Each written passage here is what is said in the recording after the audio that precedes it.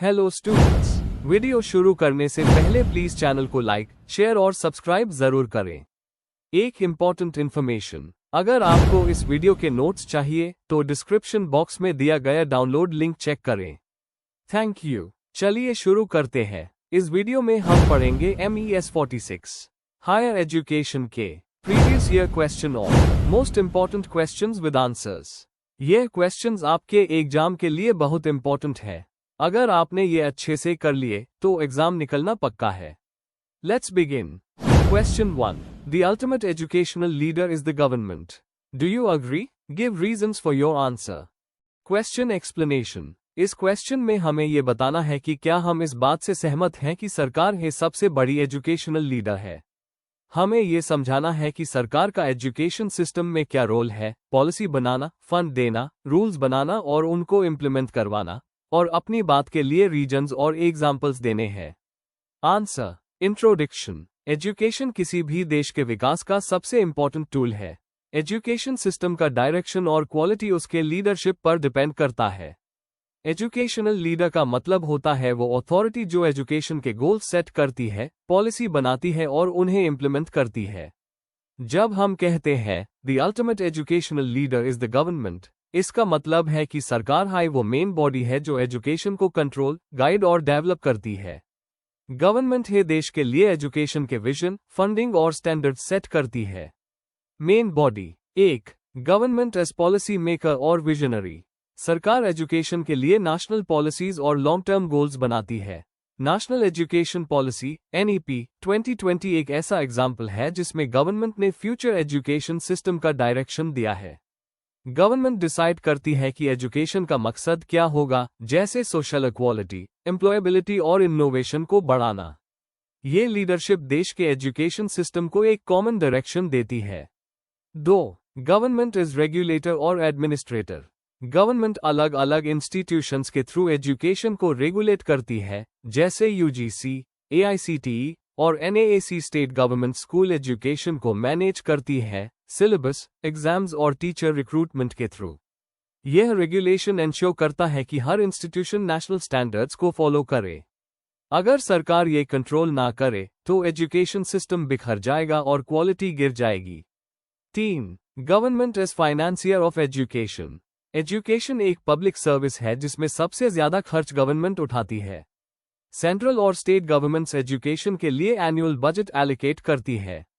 Government schemes जैसे mid day meal, scholarships और infrastructure grants education को सब तक पहुंचाने में मदद करती है। IIT, IIM जैसे इंस्टीट्यूशंस गवर्नमेंट के सपोर्ट से चल रहे हैं, जो लीडरशिप का एक स्ट्रॉन्ग एग्जाम्पल है। 4. Government as guardian of educational equity और क्वालिटी। सरकार का एक मेजर रोल है सबको इक्वल एजुकेशन देना।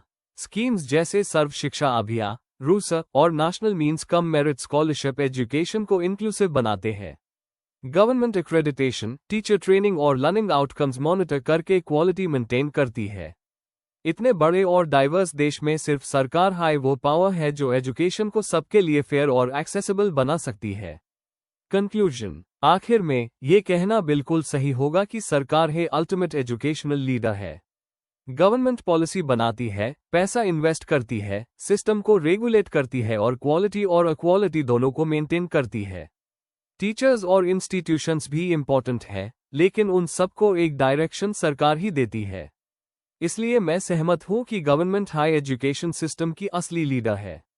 अगर आपको इस वीडियो के नोट्स चाहिए तो डिस्क्रिप्शन बॉक्स में दिया गया डाउनलोड लिंक जरूर चेक करें।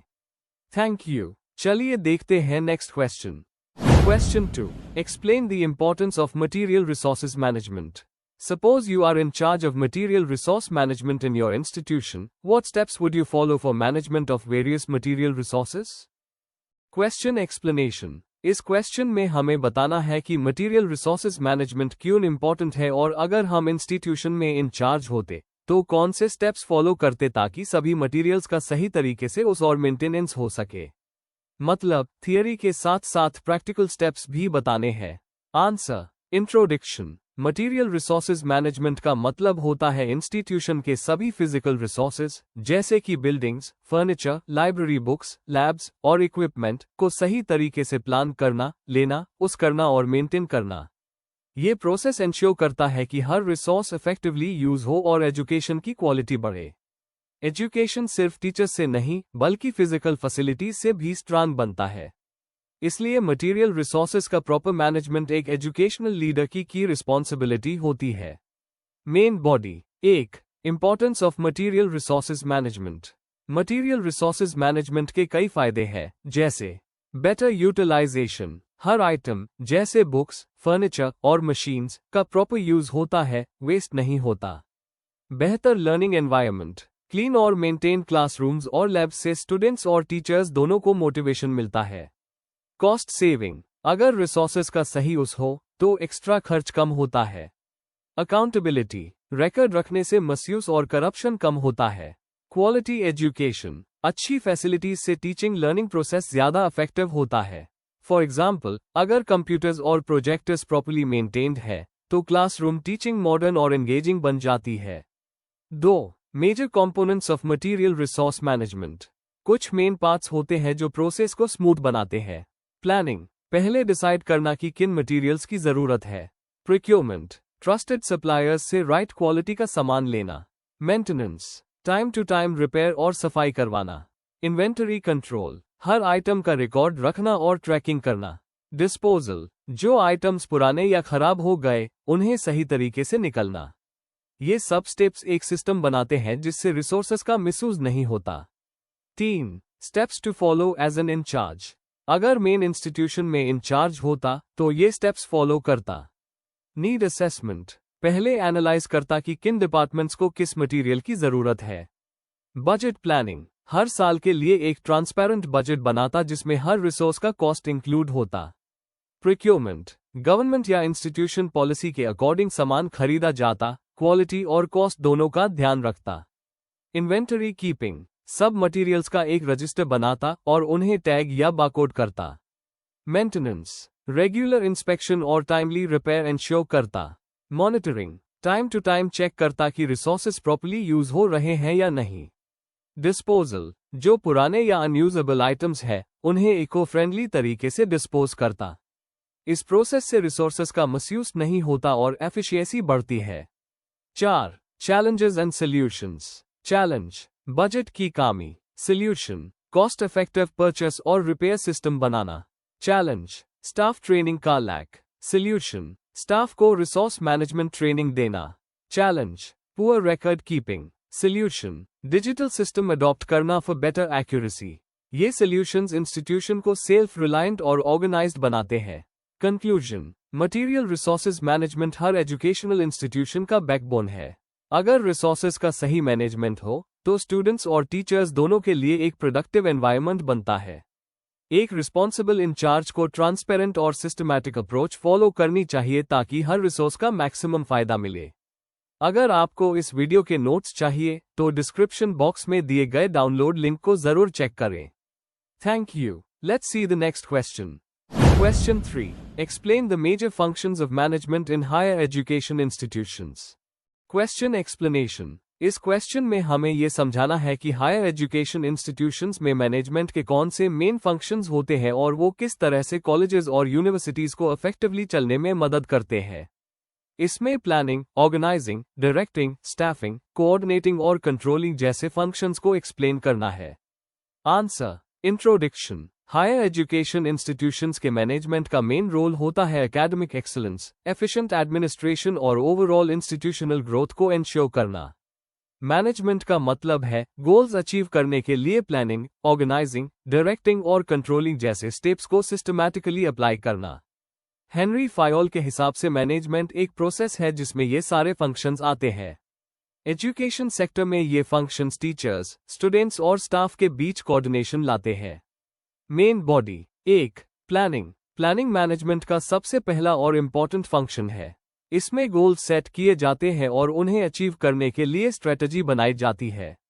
हायर एजुकेशन में प्लानिंग इंक्लूड करती है academic planning, curriculum, research, financial planning, budget, funds और इंफ्रास्ट्रक्चरल प्लानिंग, लाइब्रेरी, लैब्स। जैसे यूजीसी और आईआईटी अपने एकेडमिक और डेवलपमेंट प्लान्स को नेशनल एजुकेशन पॉलिसी के साथ अलाइन करते हैं। अच्छी प्लानिंग से इंस्टीट्यूशन को लॉन्ग टर्म सक्सेस और क्वालिटी एजुकेशन मिलती है। 2. ऑर्गेनाइजिंग। ऑर्गेनाइजिंग का मतलब है रिसोर्सेस और लोगों को ऐसे अरेंज करना जिससे गोल्स एफिशिएंटली अचीव हो सके। कॉलेजेस और यूनिवर्सिटीज में डिपार्टमेंट्स, कमिटीज और एडमिनिस्ट्रेटिव यूनिट्स बनाए जाते हैं। हर स्टाफ मेंबर के रोल और रिस्पॉन्सिबिलिटी डिफाइन किए जाते हैं।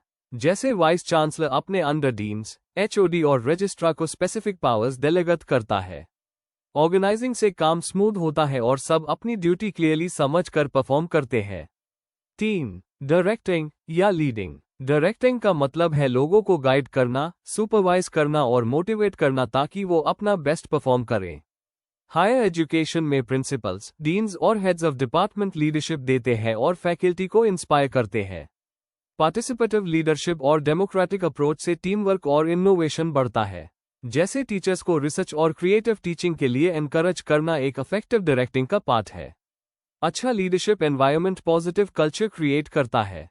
4. स्टाफिंग। स्टाफिंग का रिलेशन ह्यूमन रिसोर्स से है, मतलब राइट लोगों को रिक्रूट, ट्रेन और डेवलप करना। हायर एजुकेशन इंस्टीट्यूशंस में टीचर्स, लाइब्रेरियंस और नॉन टीचिंग स्टाफ की रिक्रूटमेंट और ट्रेनिंग होती है। वर्कशॉप्स, फैकल्टी डेवलपमेंट प्रोग्राम्स और अप्रेजल सिस्टम्स यूज किए जाते हैं। NEP 2020 में भी फैकल्टी ट्रेनिंग और एम्पावरमेंट पर फोकस दिया गया है। अच्छा स्टाफिंग इंश्योर करता है कि इंस्टीट्यूशन के पास स्किल्ड और मोटिवेटेड लोग हो। 5. कोऑर्डिनेटिंग और कंट्रोलिंग। कोऑर्डिनेशन और कंट्रोल दोनों फंक्शंस इंस्टीट्यूशन के स्मूथ वर्किंग के लिए जरूरी है। कोऑर्डिनेशन का मतलब है सब डिपार्टमेंट्स, एकेडमिक, एडमिनिस्ट्रेटिव, फाइनेंशियल के काम को एक डायरेक्शन में ले जाना। कंट्रोलिंग में स्टैंडर्ड सेट करना, परफॉर्मेंस एवेल्युएट करना और अगर जरूरत हो तो करेक्शन करना इंक्लूड होता है। जैसे IQAC, internal quality assurance cell, university के परफॉर्मेंस और क्वालिटी को मॉनिटर करता है। यह दोनों फंक्शंस एंश्योर करते हैं कि इंस्टीट्यूशन अपने गोल से ना भटके और कंटिन्यूअसली इंप्रूव करे।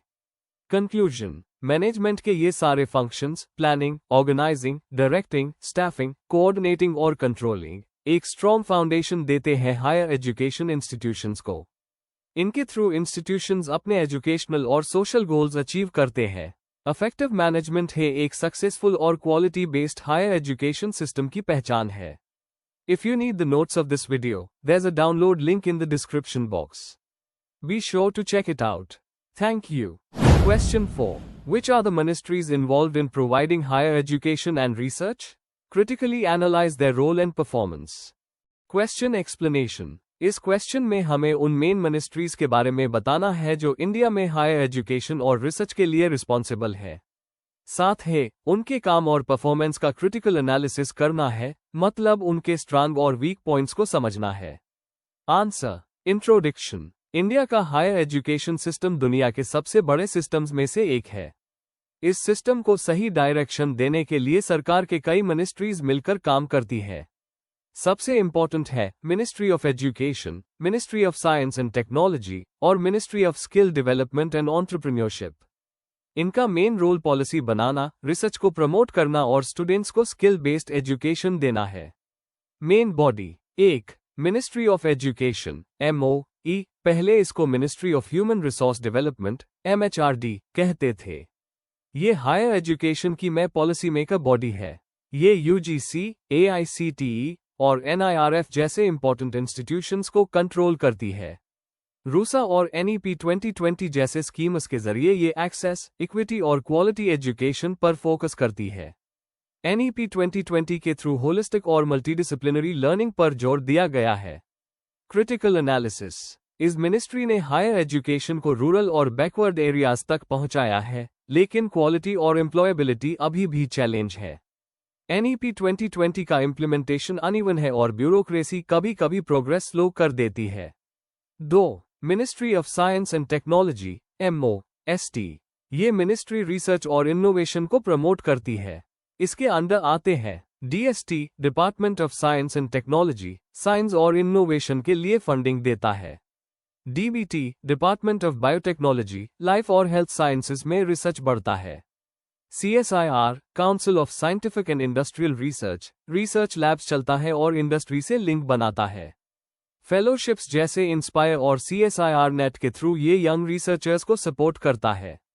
Critical analysis. रिसर्च आउटपुट तो बड़ा है, लेकिन इंडस्ट्री और एकेडमिया के बीच कोऑर्डिनेशन अभी भी कम है। स्टेट यूनिवर्सिटीज में इंफ्रास्ट्रक्चर वीक है और फंड्स का डिस्ट्रीब्यूशन बराबर नहीं होता। 3. Ministry of skill development and entrepreneurship MSDE। ये मिनिस्ट्री हायर एजुकेशन और जॉब्स के बीच गैप को फिल करने का काम करती है।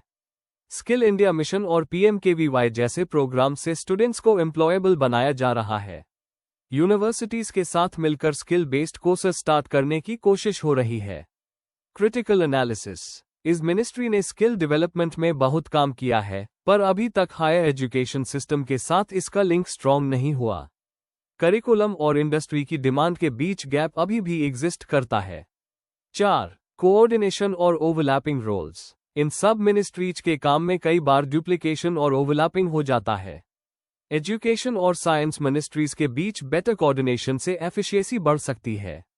इंडिया को एक यूनिफाइड फ्रेमवर्क की जरूरत है जहां पॉलिसी, रिसर्च और स्किल डेवलपमेंट एक साथ इंटीग्रेटेड हो।